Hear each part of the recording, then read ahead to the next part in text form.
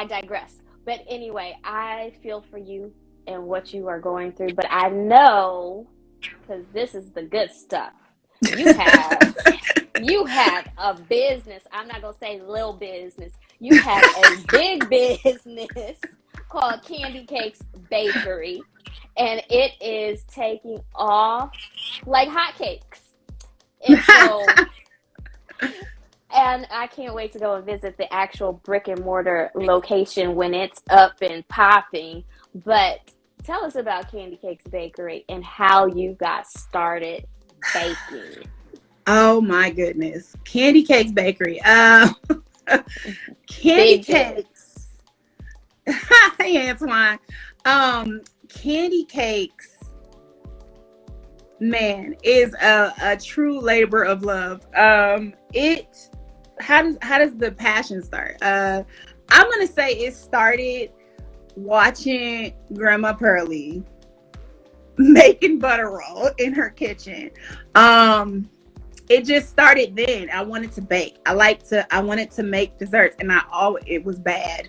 It was always bad up until maybe about 3 years ago.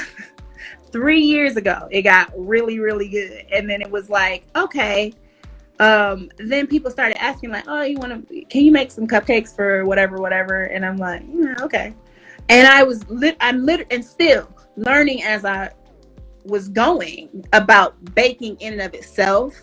Mm-hmm. And then last year I had a minute, right? So the pandemic sat us all down, and we had a minute. So I sat back and I, kind of leaned into what would it be like if I had my own business, like what would I need, where do I need to go? And so I did a little bit of research, and I'm saying a little bit because it was not a lot. It was just like, hey Candis, just start baking and telling people to come buy it, like no big deal. but it turned into this thing, and now it's an LLC, and now I have orders out to 2023, and it's just kind of blowing up. And I know that it is honestly nothing but God. Like, there is no way that any of this could be happening if it weren't for God. Every step that I'm taking, I have no idea what I'm doing. Like, that's how it's God. Like, I look back at it and I'm like, oh, I was supposed to do this and then do this and then do this. No, I've done it completely differently. That's okay. So and then I learned like, oh, but it's okay, and it's okay to learn as you go. So I'm still learning about the business. I have no idea where this is going. I'm looking into a lot of things. I'm looking into packaged baking kits, kind of like Blue Apron. I'm looking into like so many different facets of this. I mean, I have a part of CandiCakes Bakery is birthday parties where we do cake not cake decorating, but cookie decorating. So, and this is kids, obviously, because I'm good with kids. So, that's a part of it. And, it's just becoming bigger than I ever expected. Honestly, I was doing this for fun. I was bored. And then it just keeps going and going and going. And I'm like, okay, I see. This is what I'm doing. I get it. And so now it's becoming big, and I'm finding that in it becoming big, I'm getting closer to God. I realized a lot of stuff was happening to me while at church, which in turn made me step back out of church. I realized that I was really more in a social network and not like Instagram, but obviously in a social network, as opposed to really getting close to God.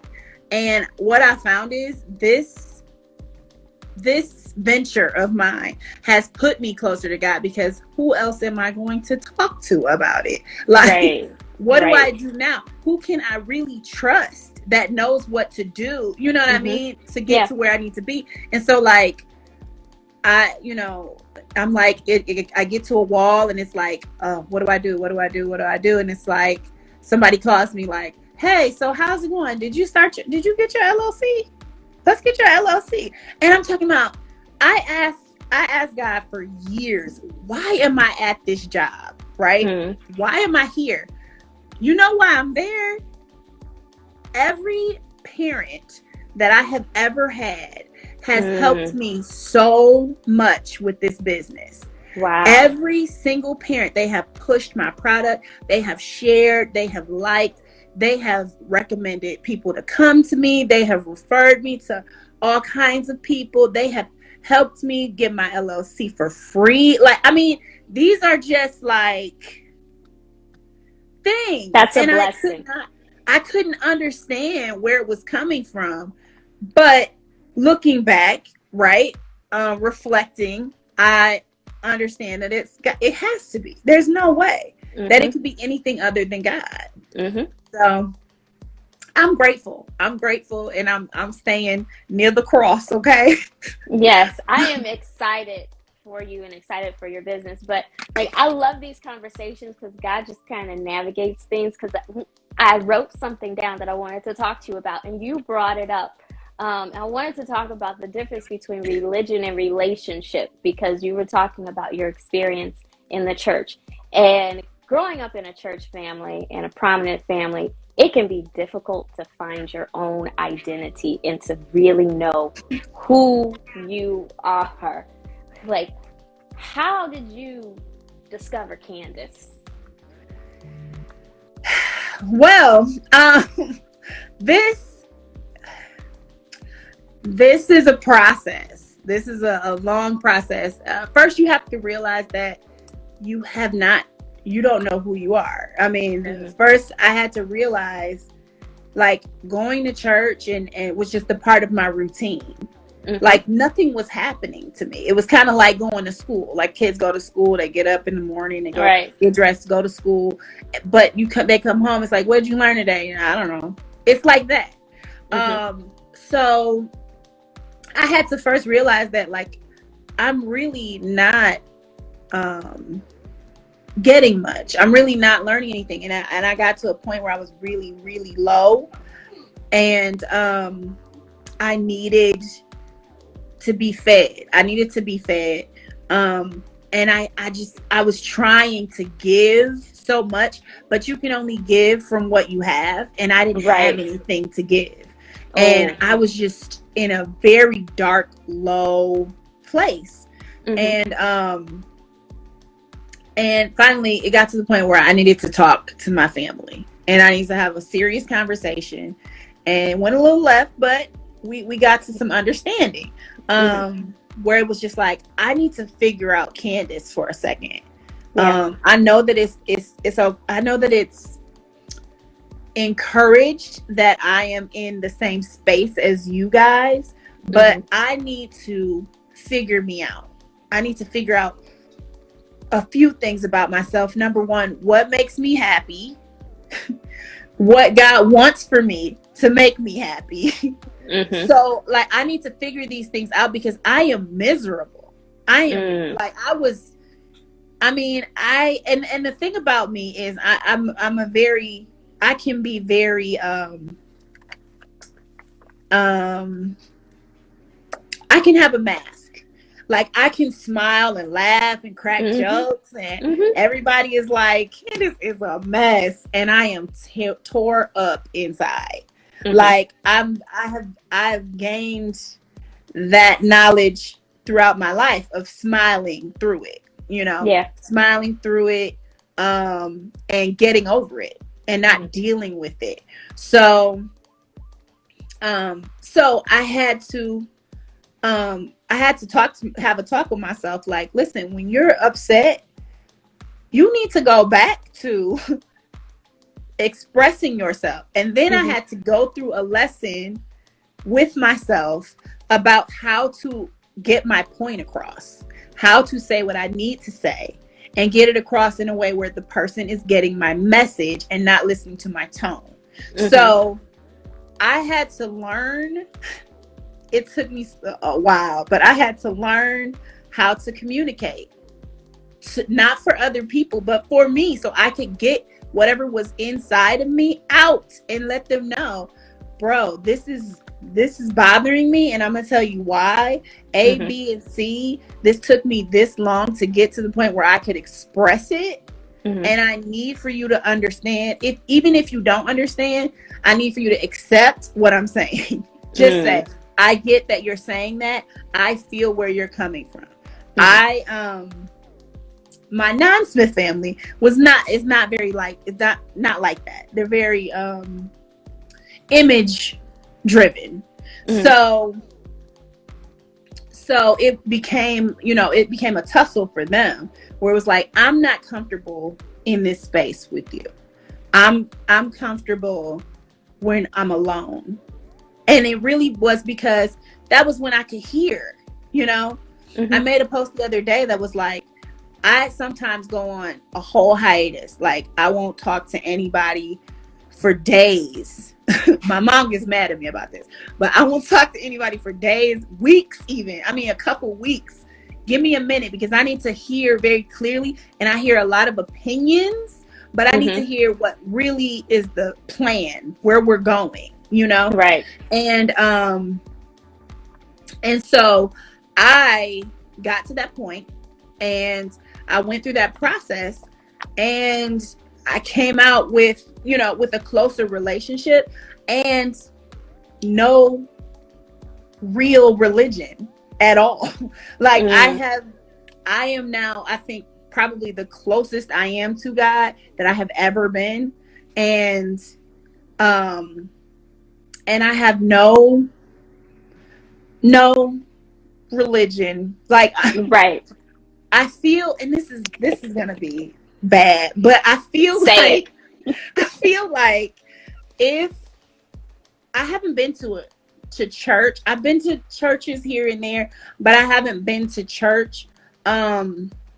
It's kind of a little PTSD for me. It's kind of like, I don't. That's a trigger. That's a trigger. That's a trigger. And I don't need to be in a space that makes me feel that way. I need to be comfortable in a space with God, and where I'm comfortable at is wherever I'm at with God. So if I'm at home with God, if I'm, walking Nala with God, if I'm in the park, wherever I'm at, that's that church for that moment. And church has become every day for me, and not just on Sunday. So that's good. So I appreciate losing my religion, if that makes any sense at all. Because I'm, I can't do it. I just can't do it anymore. Yeah. No, listen, I hear you. I understand what you are saying. Been there, done that. Like, I get it. I get it. And you have to find where you're comfortable. And the most important thing is, like, go where God leads you. And having that relationship is the most important thing, because when you have that relationship, like, that every step that you're taking and every move that you're making, it's ordered by God. So who cares if nobody likes what you're doing? Yeah. That's the main thing. And you have to get to that point where it doesn't matter what anybody thinks or says. Like, people are going to say things to you. People said things to me, but you know what? God put me in a position where all of the things that I thought were important just kind of fell off.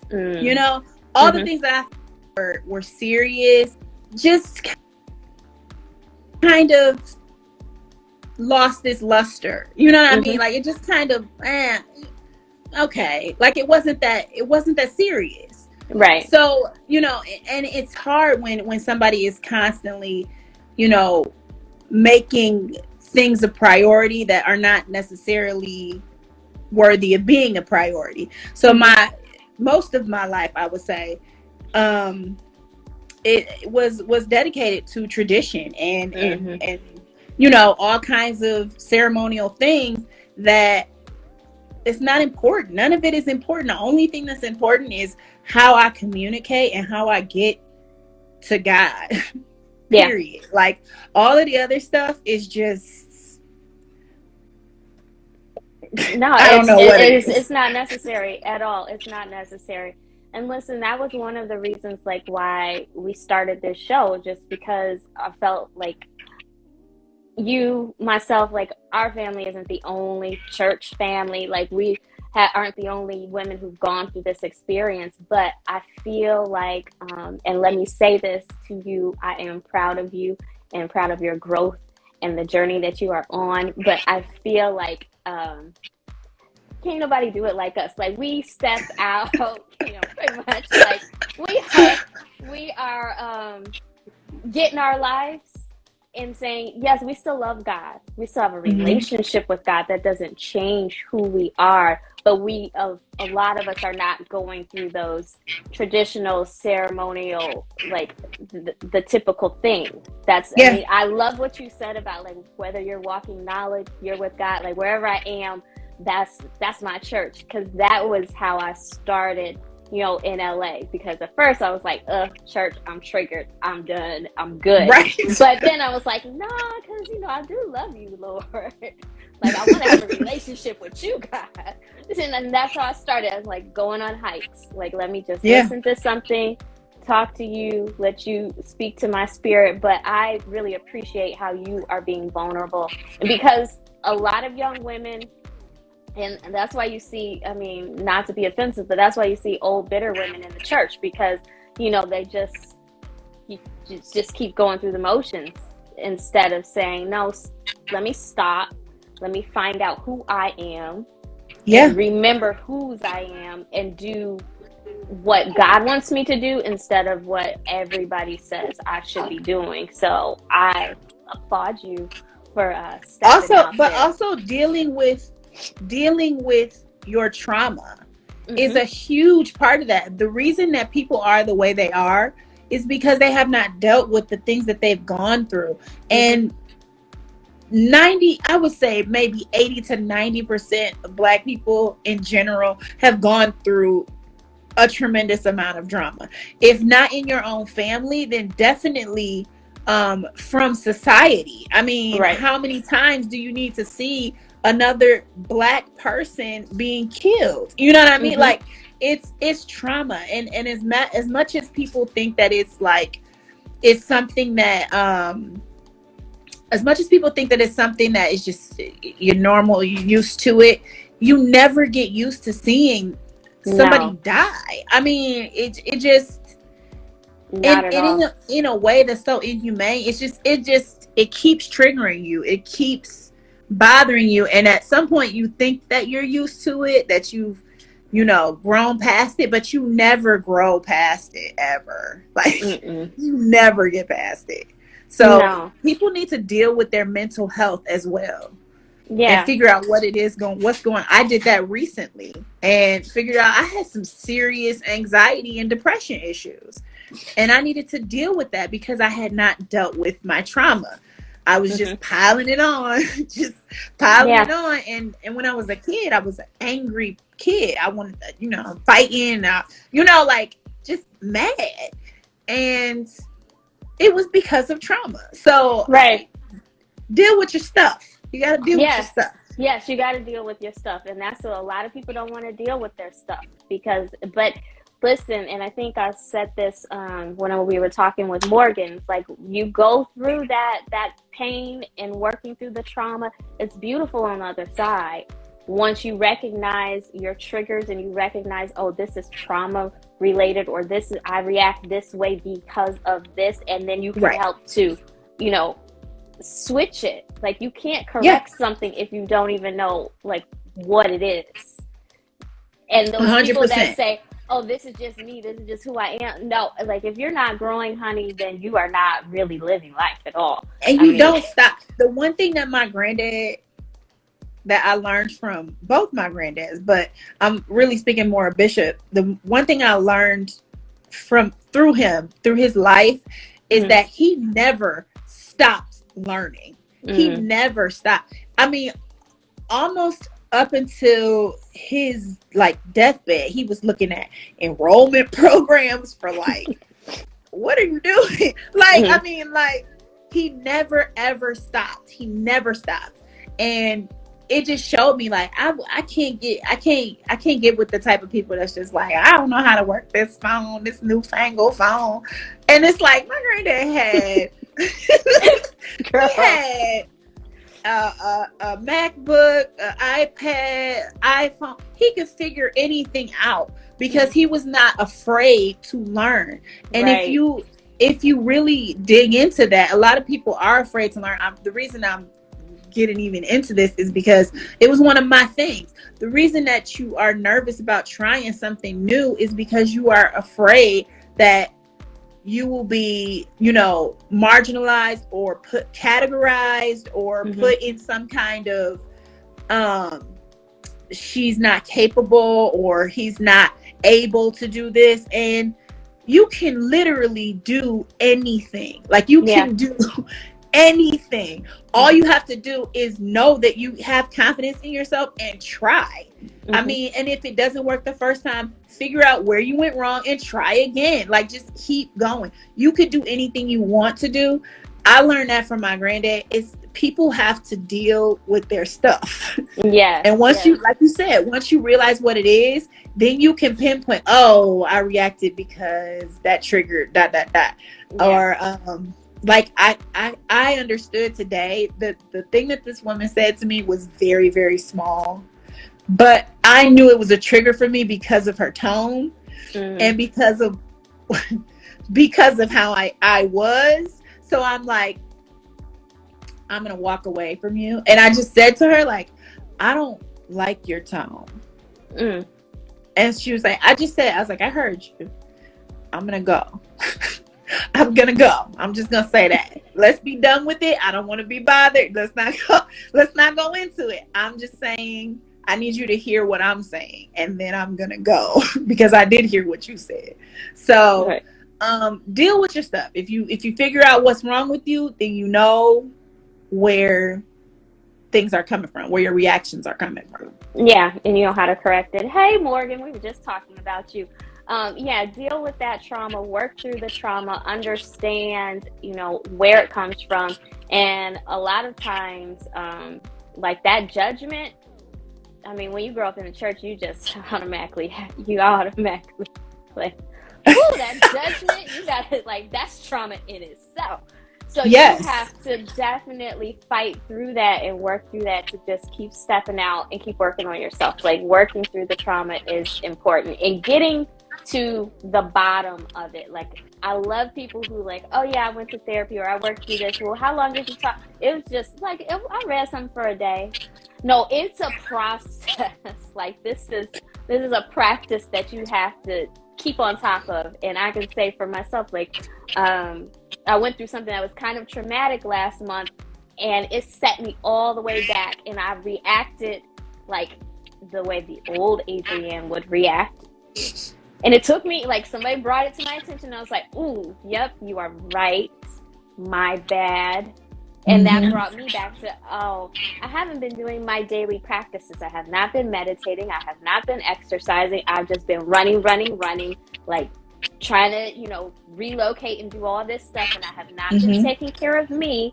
And for the first time, like, I was able to really see it in real time. Like, oh, that's how it actually happens. Like, Yeah. because I'm always talking about, us being, these good vibes and, being all woosah. And I was like, no, that anxiety just reared its ugly head. And I was like, oh, I thought it was But that's over real though. you. But it, That's it is real. real. It, That's real. Anxiety is real and depression is real. I mean, I have been to the sunken place so many times. I don't know. Like, I think I put a couch in there. I don't know. Like, I've been there so many times that there are certain things. I have abandonment issues. I have a lot of issues. And mm-hmm. so, like, certain things trigger me. Inconsistencies trigger me, not hearing from people, that triggers me. And so, but what I also realize is I'm basically a hermit. Like, I don't really like to be out and about. I mean, when I'm out, then I'm out. And so I might as well act accordingly. But I don't really like to be out, and I don't really like to be around people. I like to be at home baking most of the time. And so it's really shine a light on things that I like and where I feel comfortable. And when you do the work to figure those things out, then you can feel comfortable in your own skin. You can move forward. Like the whole just, God's gonna fix it and pray about it. That's a cop out. That's a cop out to not have to deal with yourself. And that's not okay. It's you. I mean, it's literally you. Like, you take care of your house, you take care of your car, you have to take care of your mentality. You have to take care of your brain and how you're feeling about yourself. That's important. Yeah. You got to do that work. It's very important, and you've got to do the work, and you've got to get those emotions out, talk about it, do whatever you need to do. But yeah, you have to work through it, because listen, if you don't, it's going to show up one way or another, and it may show up in your physical health being horrible, or your outward appearance looking raggedy, but your skin ain't gonna glow like it needs to, right? If you're not dealing with your stuff and working on your stuff.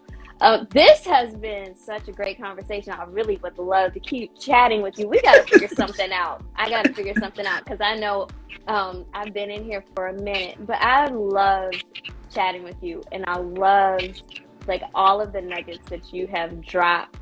CandiCakes Bakery, tell us, how can we support? Where can we find your goods? What's going on? If you would like to place an order with CandiCakes Bakery for an event, or just because you want some cookies, you can reach me. The best way to contact me is through candicakesbakery.com, and contact me on there. I promise you will get an email back in less than 24 hours. I try to stay on top of those. So yes to the website. Listen, I am so proud of all these young women out here making it, because we are on our boss thing. That's what we are doing. 2022 has, better look out. We taking over. Is coming. Yes. We taking over. We taking over. We are taking over. Candis, thank you so much. I don't know if you have any parting words for any of the young ladies that might be watching, that catch this later, but those who might be going through. What I will say to all the young ladies and old ladies, okay, go to your doctor regularly and get checked. And if that doctor will not check you, go to a different doctor and check their ratings, because they do get ratings. Use ZocDoc. Download ZocDoc so you can see their ratings. Number one. Number two, get a psychiatrist. You need to have somebody that you can talk to about your mental. So you need to get that figured out. That's what I have to say. Okay. And to piggyback off of that, if you are in need of a therapist, there are a bunch of resources on bohemianbap.com. We have some links to help you find a therapist of color. So check out our website. And thank you guys. Continue to follow and support both CandiCakes Bakery and Bohemian Bap. I am your lovely hostess with the mostest, Adrienne, and I will be back here next Friday at 7 p.m. with another amazing guest. Candis, thank you so much. I love you. Thank you. I love you. And to the rest of you guys, embrace the journey. Just embrace the journey. I'll see you later. Have a great weekend.